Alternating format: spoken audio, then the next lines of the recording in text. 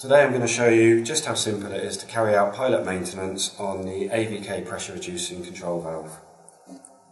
We will start by checking the filter.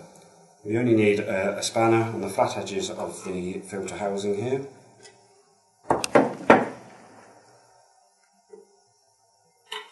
And it is as simple as just undoing the thread to access the filter.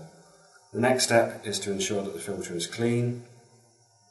If it is not, it's just a case of rinsing through, and then we can put the filter back together simply enough by screwing the housing back on and then tightening back up with the spanner. The next step is to check the spring. We'll do that by loosening the adjustment handle, unscrewing the handle and simply accessing the spring. Inside we will have the spring and the adjuster. We can check that these are both intact. The inside of the pilot is clean and the inside of the adjustment handle is clean, and then we can put the valve back together.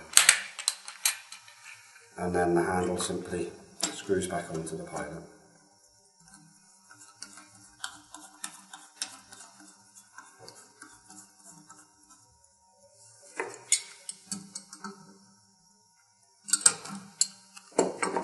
And that is the complete maintenance for the AVK pressure reducing control valve pilot.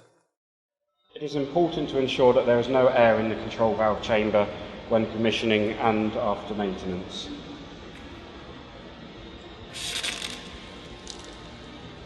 The air bleed valve on top of the distribution block allows easy venting of air. Optional extras include a filter flush valve. This means that we can clean the filter as part of the maintenance without having to do any other works to the pilot.